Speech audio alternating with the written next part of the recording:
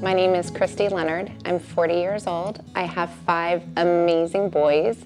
I was married to an amazing man, Tony Leonard. He unfortunately passed away when he was 46 years old of stomach cancer. What nobody did was teach me how to be a caregiver.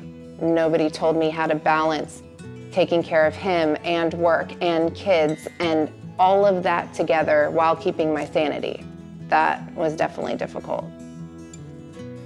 Kids just see their dad. The wife, we see somebody changing. As a caregiver, I wore every hat imaginable. Just like a mom.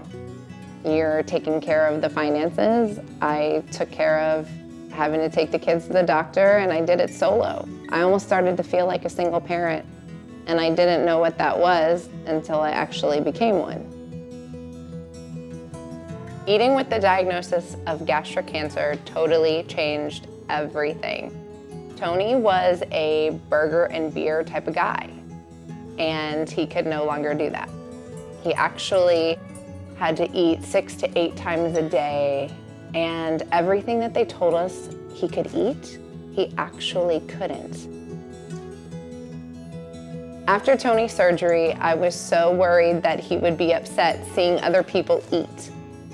However, he said, "Are you kidding? Eat. Don't just sit there and not."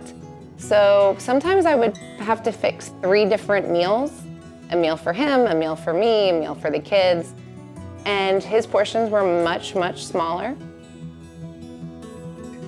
And the other thing I will tell you, when Tony and I would go to buffets, I would call the buffet ahead of time, and I would let them know that we were coming and that he did not have a stomach.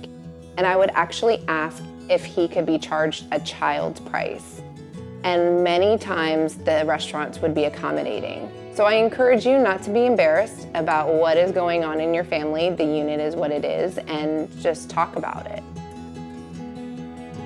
The man had less organs than any normal human I knew, and he was still getting up and walking around the floor like it was nothing. His determination was unbelievable. What I found as a caregiver was I started being like a nagging wife, and I didn't want to be nagging. I didn't want to be like controlling like his mom or treating him that way. I just wanted to be supportive, and I wanted to remember who we were fighting for.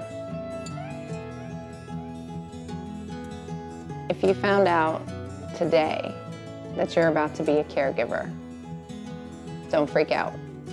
Go cry, and then take a deep breath and start writing down all of your questions, because I guarantee you there's another caregiver out there with those answers, and you don't have to go through it alone. And don't be afraid of your feelings.